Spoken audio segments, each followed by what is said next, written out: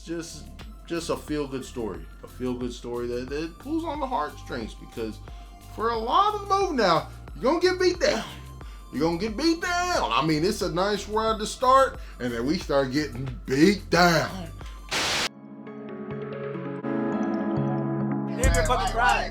Monkey D. Goofy. D. Goofy. Over the slobber this bad guy. Why would they do that, bro? Bro, because it's getting you ready, don't you? Yeah, no!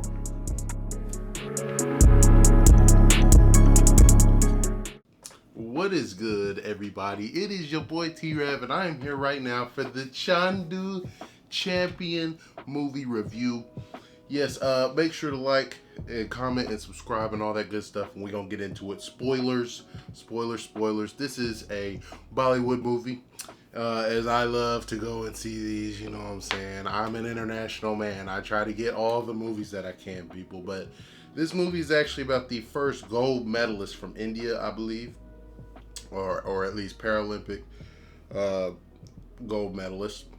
And this is just a wild story, bro. And it's really something that it's almost hard to describe that this is one of those true stories that actually happened or whatever. And I'm not sure all of what Hollywood embellished and all that, but the fact that this man went through what he went through and was on the path that he was taking, and for all the obstacles that came in his way for him to overcome, is really just it's a testament, man. It's a testament to human perseverance, to come from nothing basically to reach everything, to lose it, and still to fight on and find a new challenge, something else to overcome. So the only real issue I have with this movie is how they kind of formatted it, because you see our guy Murli as an old man in the police station, and he's actually there to get funding for his village so he can get basic infrastructure and things like that. And the reason why he's petitioning for this is because of his achievements that he had back in the past. But apparently a lot of the records had kind of gotten lost to time and things like that based on when he achieved his accomplishments and all that, because he was really coming up through the dream kind of started in 52 when he saw an Indian medalist that came through the town, and the parade that was held for him, and the adoration and the love that the people showed to this man. And you could just see how inspired he was, and he was literally on the back of his brother seeing this man get off the train and just being revered like he was. It was a sight. And from that point he was like, I'm gonna be a medalist. I'm gonna go to the Olympics, win gold, and the whole country's gonna praise me. Fast forward just a little bit, he's still a kid, wants to go be a wrestler. He goes and he begs the local stableman to take him in and train him, because that's what his brother tells him he's got to do. He's like, you got to get that man to train you. He's going to make you a wrestler. And then who knows, this is the start of your dream. And it's just the training arcs that we go through of the boy learning how to wrestle. And then you get the time skip of like, it has to be 7-8 years, something like that. Excuse me. And he's coming into his body, you know what I'm saying? He's a man now. And really and truly hadn't gotten his opportunity yet. And the boy that picked on him back in the day is the son of the village leader. And the village leader has a short temper and all that stuff. And he basically wanted to set up a match with his son so that he could win. And he just told the guy, pick anybody that you want. Just know they have to lose so my boy can win. And naturally, they picked my guy. Obviously, everybody has been ridiculing him all his life. Everybody that he meets, because he tells people his dream about how he wants to be a gold medalist. Everybody laughs at him. They call him the Chandu champion, is the loser champion. And that's why I think that this movie is so fitting, because like everyone called him a loser literally his entire life. Like from the moment and the inception of his dream, and he was telling the kids in class when they asked what you want to be when you grow up, everyone else says the doctor, the firefighter, whatever. He says he wants to go win a medal. And everybody laughs. Until he dropped that motherfucker right on his noggin, you know what I'm saying? He had to lay the smack down. And gets chased out of the village, bro. Literally has to leave his whole family behind because goons are coming after him. And it's funny stuff, you know what I'm saying? But that's when he meets the colonel, and the colonel extends his hand so he can get on that train while the train's moving. And he's like, he doesn't laugh at his dream. And in fact, he's like, why don't you come join the army? That's what I'm gonna do. I'm a sportsman myself. You know what I'm saying? So respect that. Respect to the colonel, bruh. It's not an actual colonel. That's what people call him. All right. So he's like, yeah, join the army. You can actually train up and you can be a medalist or whatever. Gets in the army. A lot of training, a lot of perseverance, but it's fun to him. You see the joy in his face because he's like, he doesn't know anything. He's from a little village. He's coming in from the outside world. So even though realistically this army training has absolutely nothing to do with wrestling or anything like that, it's turning him more into an athlete and things like that. And what they do train for in the army, they train boxers. And he finds a way to get into this boxing gym that trains the best army guys, because he somehow gets a spar with one of their more experienced guys, and they say, if you manage to land a hit, then we'll train you. He somehow manages it. It was clumsy as hell. It was a backhand, okay, but hey, he's a wrestler. He was not going to land nothing, but you know what I'm saying? It shows that he had the instincts, he had the fighting spirit, all that stuff there. Another training arc, bro. And when I tell you this man is in that gym, goes from can't land a punch, swinging crazy to whoo, whoo, woo, woo, woo, and then we on that bag, giving that work. And then we get to the point where this man's invited to the International War Games. This is the path to win the gold medal. We start getting some notoriety. Oh, because we're piecing fools up. And you know it's coming. The fine female reporter comes through. She's Indian too. Oh, wait. Yes. And no.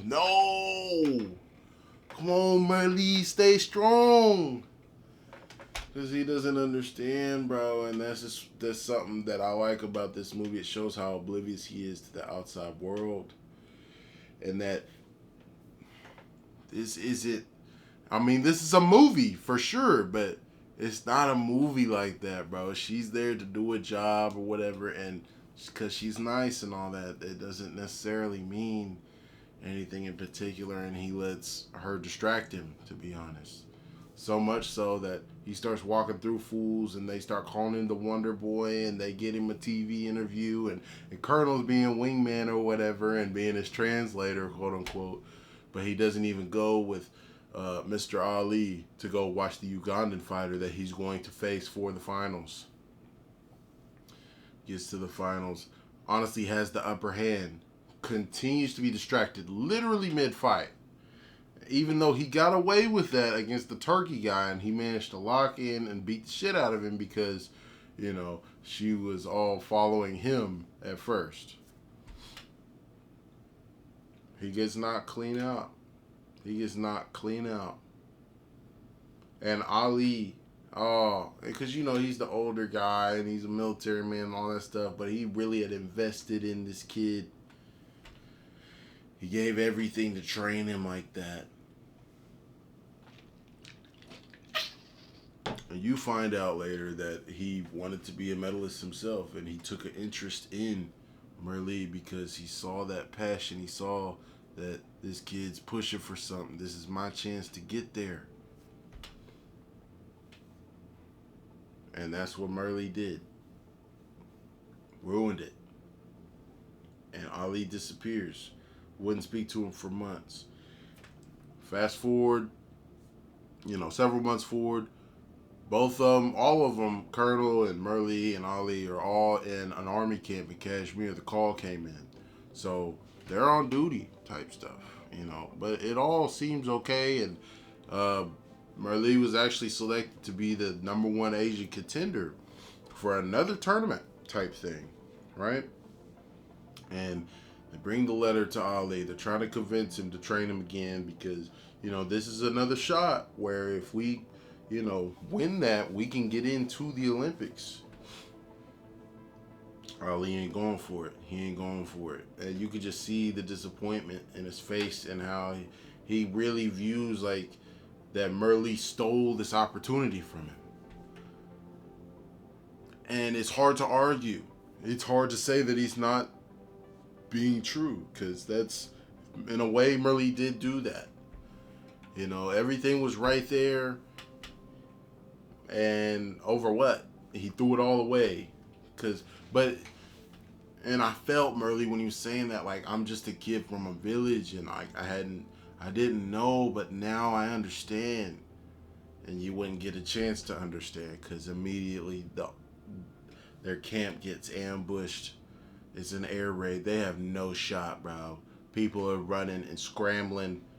People are dying left and right.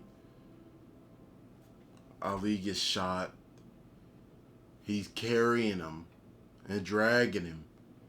And Colonel pushes him to safety, hops on the anti-aircraft gun, and you knew it was bad, bro. You knew it was bad, and you're like, Colonel, no. But you knew it was gonna happen, bro, because the shot just continues, and he's walking away, and you see Colonel on the anti-aircraft, gun in the back,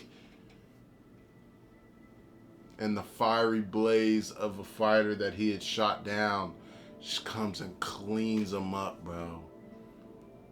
And honestly, I don't know how I didn't take out Merle and Ali too. But Merle's able to get Ali to safety. Momentarily, it looks like more planes are crashing, and bro, it honestly looks like Ali just got taken out too. And he's essentially the last one left. He starts walking, I guess, towards the smoke, just back towards the battlefield a little bit. Just gets lit up. 9 times. He got shot 9 times, bro. He wakes up in the hospital. He doesn't have the use of his legs. One of the bullets was lodged in his spine, and it's in a dangerous place. So they couldn't take it out at the time. What you come to realize is that this is 2 years in the future, bro. He was in a coma for 2 years.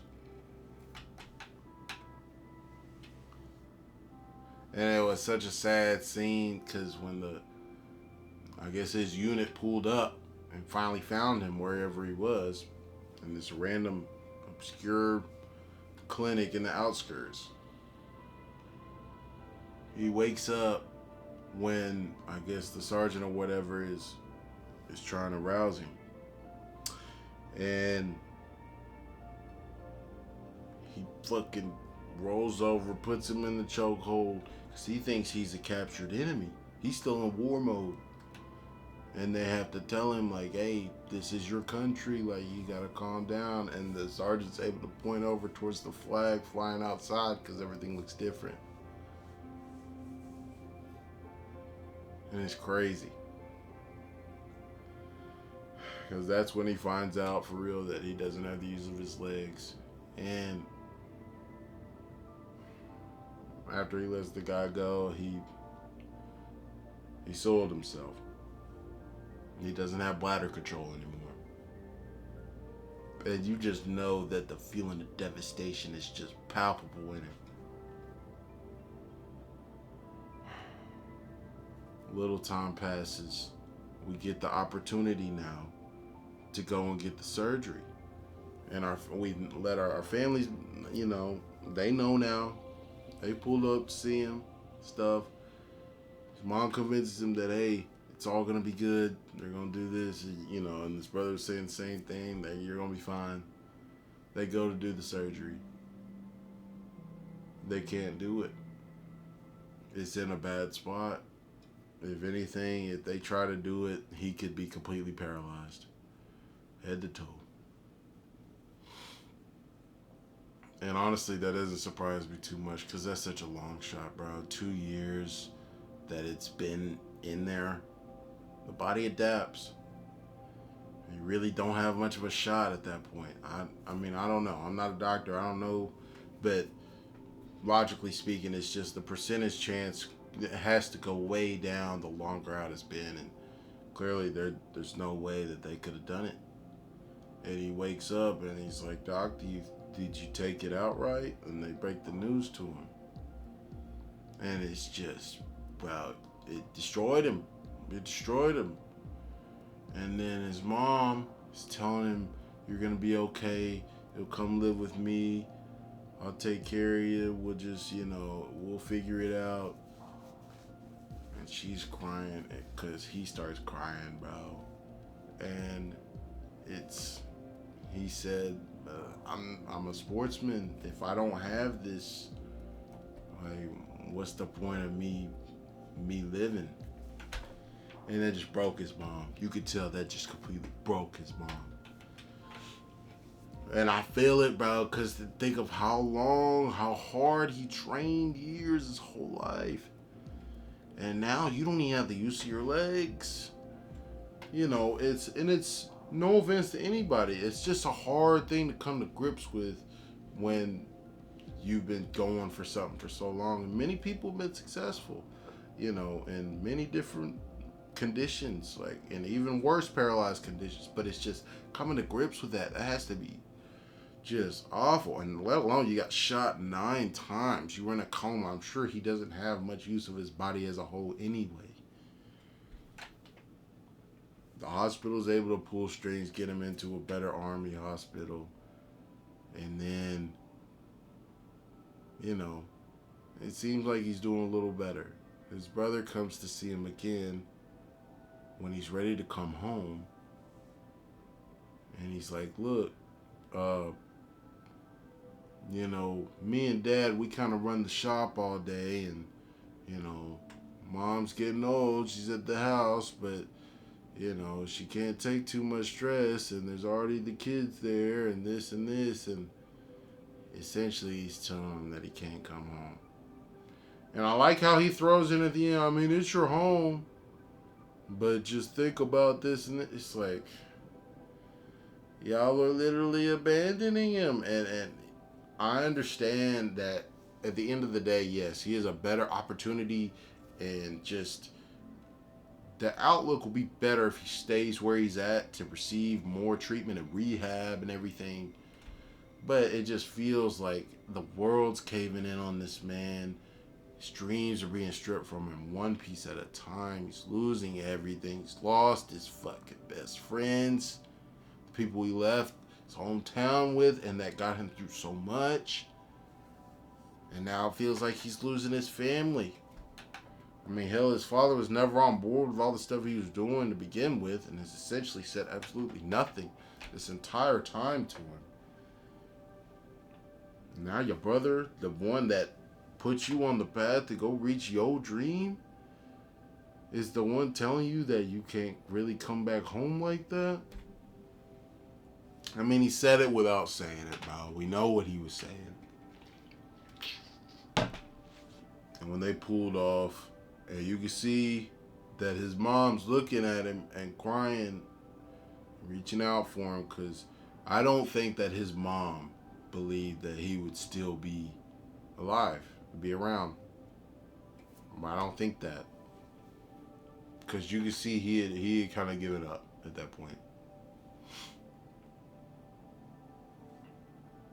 He's living in this Army hospital, and there's this just a sleazy ass dude, but honestly, he's a great dude, Mr. Topaz.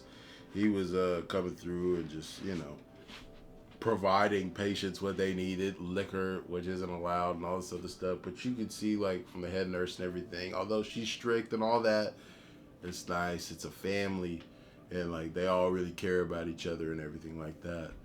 And one night, he gives all his money to Mr. Topaz to go gamble it. Awesome shit. Run the numbers. And when Mr. Topaz was gone, he took the opportunity to finally commit. He got a whole bunch of sleeping pills, drank a whole bottle of liquor, and that was going to be it. Come to find out, Mr. Topaz wins based off of his numbers, which had not hit in over a decade. He comes back, wakes him up, and he managed to throw up. Because honestly, with how long that sat on his stomach, he should have been done. With how many sleeping pills he took, it shouldn't have mattered, bro. He should have been done. But he survived. He survived and won like $40,000 or something like that. And it keeps on going. And I think he just decided, like, oh, I'm just gonna. That's a sign that I'm supposed to live. Don't know what for, but I'm just supposed to be around. And Mr. Ali comes back. I did not know this nigga was alive. It's crazy. It was so good to see him back. And he takes him to go and see his first mentor, which is this wrestler, Dara Singh, who had been wrestling and it's like 40 years old now or something like that. And you know, he's paralyzed to a degree. Wheelchair bound. Never gonna get out of that again. But he takes him to this wrestling match and he starts, telling him like, why do you think he does it? Even at this age, why do you think he still does what he does? Because he still sees that dream of that world championship he hasn't won yet. So when did you stop? When did you give up on yourself? And I was like, whoa, this is crazy. Like, oh, how can you say this to somebody like this? And he's like, what are you talking about? I lost the use of my legs. And he's like, so? And, bro, like, that stuff is just, I can't imagine what you would think if someone says this to you, but it's like, life's not over, bro. You're here for a reason. You know what I'm saying? And what he didn't realize is that the Paralympics was a thing. And so the dream that he thought was extinguished, the chance still remained. And the reason why he had been put in that particular hospital he had been put into is because they have like well-developed aquatic facilities and shit like that, so he could really train, and it's meant just simply to give himself body strength back in its perfect form, his overall strength training, aerobics training, all that. Swimming is just incredibly valuable to people in that position, and really everybody, but especially when you're coming off of that type of injury. And when he sees that glimmer of hope that he could possibly get there, he starts taking it serious, bro. And he goes from barely being able to move, having two people have to help him, to swimming laps by himself quicker than I could, okay? Probably with the flippers on too, okay? I'm just saying. It's insane. It's insane to have that mental fortitude to keep on getting back up, keep on going when everything should be against you. Like, real talk, how many people would have the strength to keep on doing it? You know what I'm saying? It's crazy. He makes it to the Olympics. I think in Munich or something like that. And this is after all types of stuff where they tried to deny him still and say, oh, well, India decided to cut our funding, so we're not going to have these Paralympic certain guys. So even though, yeah, you qualified time trial wise, yeah, you're not eligible to go because we're just not going to have that sport for y'all. And, oh, the promo that Merlee cut right there was just crazy, dude, because it's like, he's like, why? It basically was summed up as, why do y'all view it as fair to just go ahead and try to punish people that are still trying to live their lives as if they are normal? Okay, you treat us as if we're not normal, and that's fine, but you know what I'm saying, we still have dreams. We still have things that we strive to achieve. We still try to live like normal people. But yet you let the normal people go. You see them as valuable whenever society doesn't view us as valuable contributing members anymore based on our circumstances. And at that point, he's talking about just disabled people as a whole. And it just made so much sense, bro. And their excuse basically for it was, oh, well, we lost too much of this in the war last year.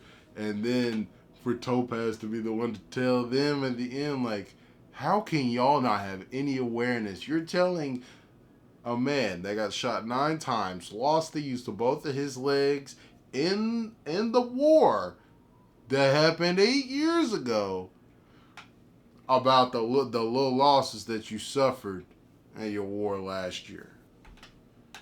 And just have some awareness, dude. Like, great moment. And that petition and that essentially that plea for compassion went through. He's able to make it to the Olympics. He gets to the Olympics. A terrorist attack happens. 11 athletes are killed and they've canceled the Olympics. And it's like, my God, can the man catch a break? And apparently it wasn't reported widely and the records weren't kept, I guess, in different countries and things like that, just based on how information was dispersed. I don't know if it just hadn't been, I guess the information just wasn't centralized and put out to everywhere, but they were able to reschedule these events for the Olympics, and he's able to actually get there and compete, bro. And the little running storyline that's happening at the same time is that his life is on the line, because when the terrorist attack took place, he was trying to get away and he fell down the stairs, bro. And he cracked his dome. He's racing, he's winning, qualifying, second to last race. Goes for the photo finish, gets it, but had misjudged it because he was just putting everything into it and cracked his dome. Oh my God, I'm not gonna lie to you. I don't know how he did it. He definitely had a concussion. The next morning, he barely even wakes up for the final race. It's insane. Like, this man really needs to be in the hospital again. And he tells all he know, like, we're not going to the doctor, okay? Because I'll probably die if I crack my head again. I'll probably die if I don't go do this race, because I'll regret it for forever. Just like, hey, let the man do his thing, bro. Let the man go out on his shield. And he goes out there for that race. Bro. I don't think y'all comprehending the strength and just the how in the hell I'm sorry, it blows my mind to swim a Olympic sized lap with no legs, the most powerful component of swimming, and everybody else, hey, they didn't have his situation. Let's say that. They had situations of their own. Okay, respect to all of them, because it's insane to me that any of them can really do it like that, to be honest. It's still all of them swim faster than me. But, bro, he was so far back, and then he just turned it on. And I love the camera shots they were putting in where every turn he's doing, he's seeing every moment of his life and all these things leading up to it, and he finally gets that one. He becomes a champion.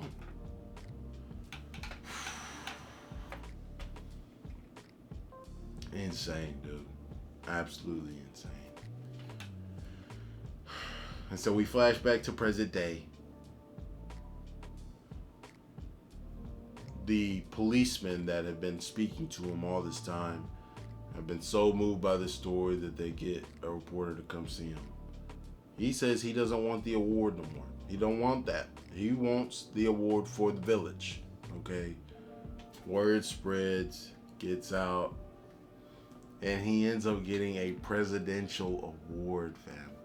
The presidential award. He's literally out there directing people with his crutches as an old man in like 2018 directing people on how to build roads and things like that.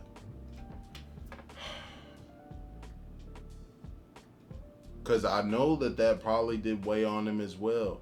Coming back to his village, giving back to his village. Because the way his brother made it seem like it's like, you left the village a long time ago. I mean, it's true. It's right. He's not lying. But obviously there were circumstances to that. And to be at this point, he's still fighting, not planning to receive any recognition. It's been 50 years almost since he won that gold medal. Nothing came of it. And he finally receives the recognition that he deserves and gets that parade as an older man.